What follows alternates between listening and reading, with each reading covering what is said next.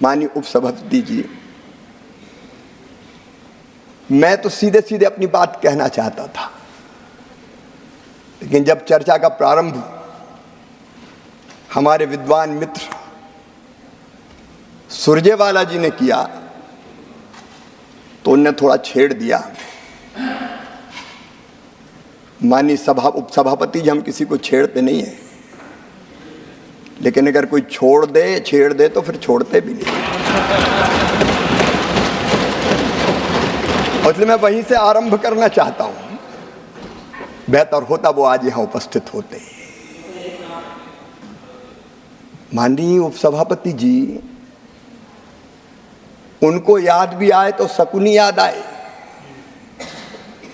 शकुनी, चौपड़, चक्रव्यूह, और इन सारे शब्दों का संबंध है अधर्म से। जाकी रही भावना जैसी, प्रभु मूरत देखी सुनत ऐसी। शकुनी मतलब छल, धोखे और कपट के प्रतीक थे। चौपड़ में तो धोखे से ही हराया गया था, और चक्रव्यूह मतलब फेरवार नहीं, घेर के मारना।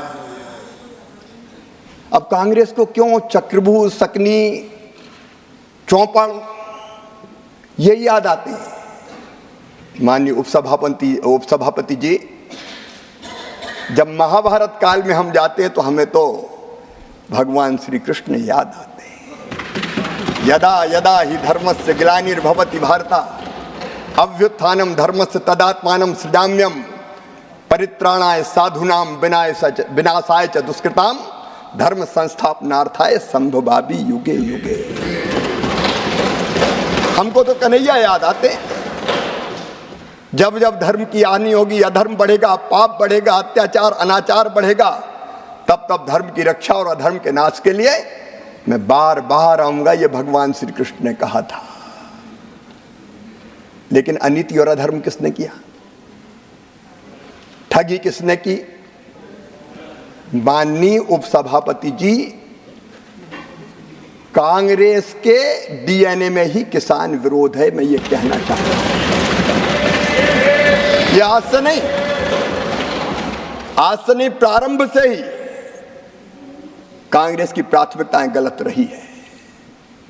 हमारे प्रथम प्रधानमंत्री स्वर्गीय पंडित जवाहरलाल नेहरू जी, मैं उनका आदर करता हूं,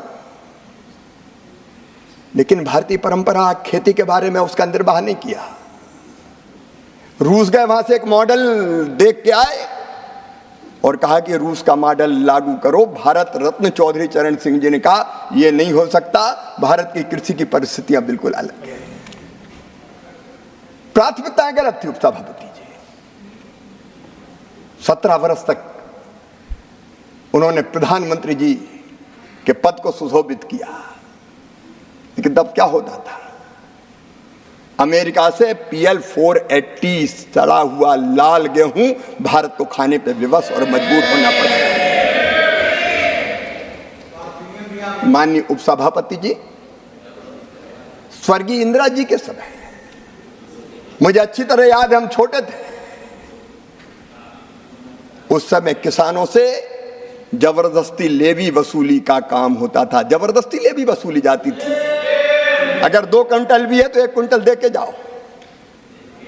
बिंडे खोद दिए जाते थे, रखा हुआ अनाज उठा लिया जाता था। भारत आत्मनिर्भर नहीं हुआ। स्वर्गीय राजीव जी ने भी बात जरूर की, उन्होंने बात अवश्य की एग्रीकल्चर प्राइस पॉलिसी की, लेकिन किसानों की आय बढ़ाने के लिए कोई सार्थक कदम नहीं उठाए। यहां तक कि माननीय उपसभापति जी, उदारीकरण का प्रारंभ हुआ। स्वर्गीय नरसिम्हा राव जी, मनमोहन सिंह जी उस समय वित्त मंत्री थे, लेकिन उस समय भी कृषि से जुड़े उद्योगों को डी लाइसेंसिंग नहीं किया गया, क्योंकि प्राथमिकता गलत थी। और माननीय उपसभापति जी, 2004 से 2014 के बीच की मैं क्या बात कहूं। उस समय ये भारत जो प्राचीन और महान राष्ट्र है, जिसने दुनिया को ज्ञान का प्रकाश दिया था, उस समय घोटालों के देश के रूप में दुनिया में जाने लगे। 2G, 3G, 4G। माननीय उपसभापति महोदय, प्लीज और तब भारत की राजनीति में, आप धैर्य से सुनिए। तब भारत के राजनीतिक चित्र पर उदय हुआ एक दैदीप्यमान सूर्य का, जिसने सारे देश को आशा और विश्वास से भर दिया। उनका नाम था नरेंद्र मोदी। कांग्रेस की प्राथमिकताएं गलत थी। मोदी जी के नेतृत्व में प्राथमिकताएं बदलने का काम हुआ। और खेती के लिए माननीय अध्यक्ष जी, हमारी 6 प्राथमिकताएं मैं आपके सामने निवेदन करना चाहता हूं। 6 प्राथमिकताएं। नंबर 1, उत्पादन बढ़ाना। नंबर 2, उत्पादन की लागत घटाना। नंबर 3, उत्पादन के ठीक दाम देना। और नंबर 4, प्राकृतिक आपदा में ठीक राहत की राशि देना। नंबर 5, कृषि का विविधीकरण, खेती में वैल्यू एडिशन।